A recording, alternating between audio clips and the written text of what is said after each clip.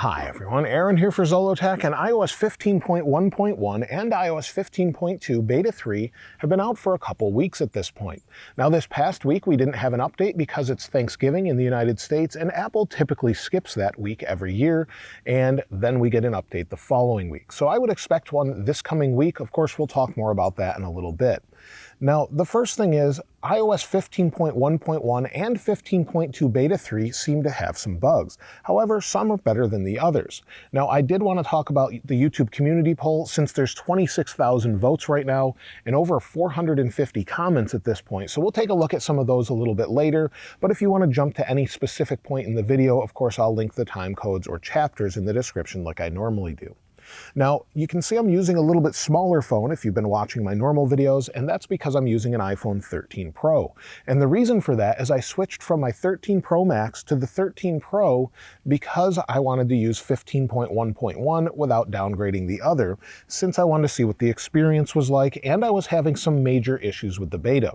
Now, the major issue a lot of people are talking about is auto brightness. And before we talk about that, while I'm outside, there's actually a lot of construction going on around me. So you may hear some of those different noises, so hopefully they're not too much of a distraction. But a lot of people are having issues with auto brightness, and one of the issues I was having specifically was with apps crashing and locking up. I had an issue with Google's Smart Lock where it would just sort of lock up, and I have that on my iPhone 11, and it doesn't work properly. So not just that, but apps such as Twitter just were crashing on me regularly. Google's Smart Lock that allows you to log into different accounts would crash, and critical apps to what I do every day and what I use every day. And so unfortunately, along with that and the touch bugs, I needed to switch back to 15.1.1. I was having other issues where Wi-Fi disappeared completely on Beta 3, and also issues where even if I hard rebooted, it would restore those Wi-Fi issues, but there was an odd purple screen that happened as well. Also, another thing I continually hear, not just on the beta, but also the public version, is issues with storage. So if we go into general and then we go to storage, storage is showing up as using a ton of different storage, just like it is here on this phone for some reason, and it's taking a long time to load. So there's all of these issues that are going on, as well as notifications not clearing properly for a lot of people. Specifically, the notification summary just doesn't clear. So a lot of odd issues in iOS 15.2 Beta 3. And there's issues in 15.1.1 as well. On my iPhone 13 Pro, when I switched, the past few days, every time I woke up, I'd go into messages if someone had messaged me, a family member or something along the time of Thanksgiving, and it would completely freeze. It wouldn't work until I hard rebooted the phone. This is on a public version, and I didn't restore a backup or anything recently. It was just on a public version where it stopped working properly. So I've been having all of these odd bugs with iOS, and I talked about this the other day, where I think it's going to get a lot better since there's a bunch of stability issues, and Apple is aware of that, but they keep pushing features out as well, such as digital ID. We got SharePlay a little bit late. Last year we had some delays. And so I think this isn't going to be the norm going forward. I think Apple's probably working on it to get things sorted out. And they do listen to feedback and try and figure out what's going on and prioritize that. So I definitely think we're going to get a little bit better experience. But for those of you that are on 15.1.1, it did seem to fix that cellular issue with phone calls and more. So when placing a phone call, sometimes it would hang up. I've made quite a few phone calls over the holidays with this, and it hasn't dropped on me once. So Apple did resolve that issue, and also I've had no issues with 5G switching on this phone. So I have had that on the beta, but it did seem to be resolved with Beta 3, but with 15.1.1, it seems to be okay as well for me. Playing music, traveling, and things seem to work just fine. So all of those things seem to be working much better, but there are still those issues, again with messages, which is a huge one for me, where I had to reboot. Today was the first day out of 4 days where I haven't had to do that, and it seems to be working okay. So something was causing that lockup or for it to freeze up unusually. Now, as far as the overall experience that you've said, most of you have said similar things. The bugs that I covered, touch bugs, everything from apps crashing such as Twitter and more, you've had those issues. And some people are saying battery life is great, others are saying that it's not. As far as battery life on this particular update, like I said, I've been using it a few days and I have 100% battery life. And if we take a look at my battery life over the past few days, you'll see that's when I started using it. Yesterday, I used 75% of my battery, had 4 hours and 35 minutes of screen on time, 6 hours and 24 minutes of screen off time. So I've used it quite a bit, but I went to bed and had about 20% left. I saw the low power warning or the low battery warning, and after 4 hours and 35 minutes, that's what I had. Depending on the day, it's varied greatly. So the day before, I had 3 hours and 15 minutes of screen on time, 9 hours and 16 minutes of screen off time. So I would say I'm getting about 6 to 7 hours of screen on time with the public version on the 13 Pro. It varies greatly, of course, depending on which device you're using, but with the betas on the 13 Pro Max, I was getting 10 to 12 hours, sometimes 13 hours. It just depended on what was going on. Now, as far as the iPad goes, I've been using the beta on the iPad for the past couple of weeks. I told you initially last week that I had issues with the smart keyboard where it just stopped working. I haven't really had too many issues other than battery life in general. And I've heard this from some of you as well, where battery life just seems to not be what it was with these updates. So you'll see yesterday I used it 46 minutes. I'm down to 33% after using about 4 hours of screen on time. This is not great battery life, and I would really like to see Apple change this or fix this, since this is obviously a problem for many of us.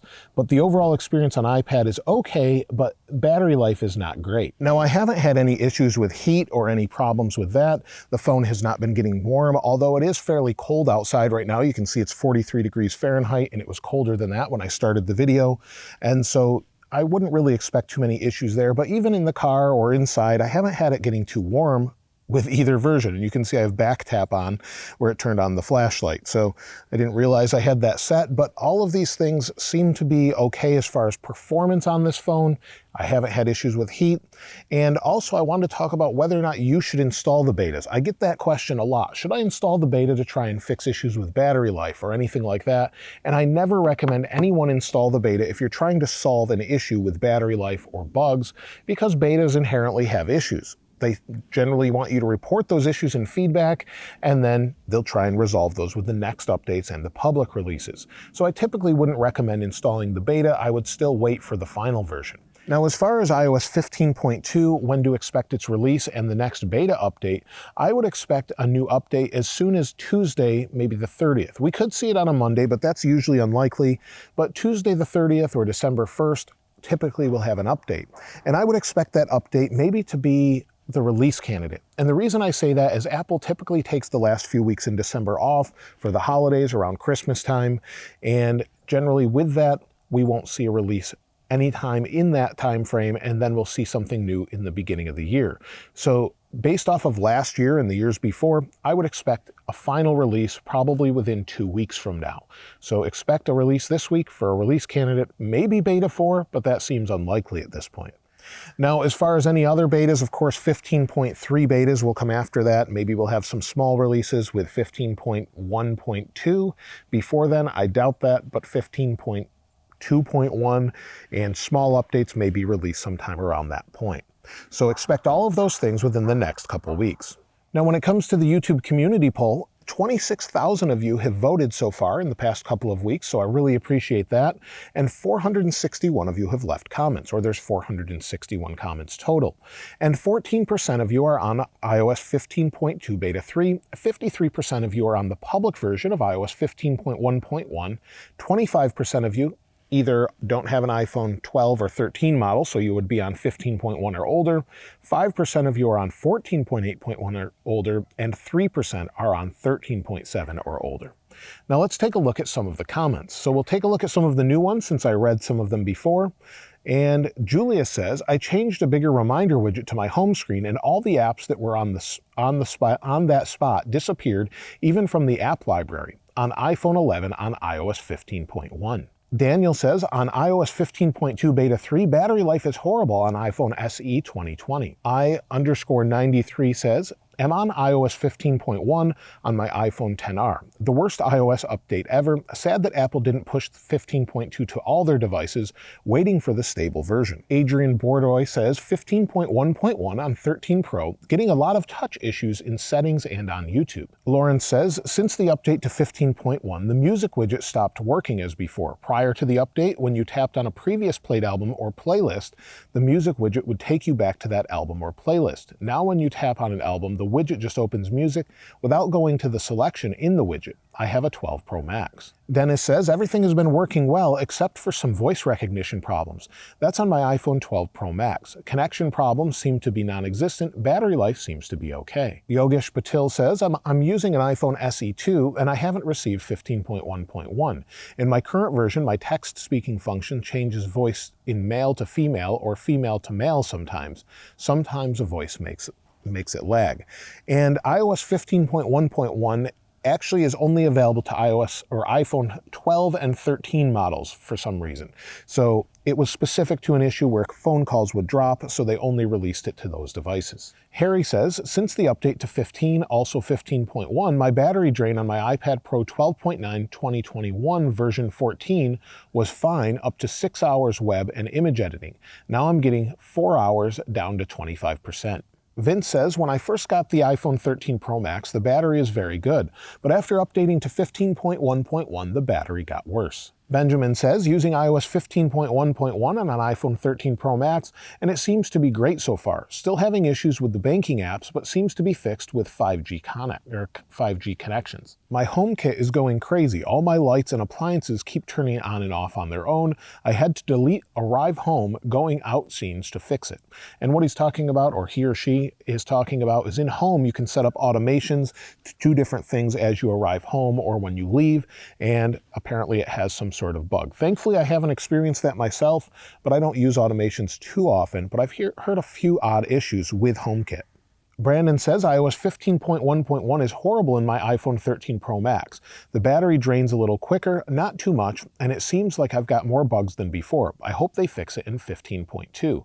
And so with all of these different updates and different comments, quite a few people are experiencing similar things, such as that touch bug or auto brightness issues and more. So I hope Apple gets all of this right with 15.2. I'm hopeful that they will, and I think 15 will get better, and iOS 16 should be a lot better. Hopefully it'll be a stability update with a small refresh, maybe things like the control center and more. But let me know what you want to see most in iOS 15 updates, maybe 15.3, new features and more. And do you want to see a redesign with iOS 16? I'd love to hear from you in the comments below. Of course, if you'd like to get your hands on this wallpaper, I'll link it in the description like I normally do. And if you haven't subscribed already, please subscribe. And if you enjoyed the video, please give it a like. As always, thanks for watching. This is Aaron. I'll see you next time.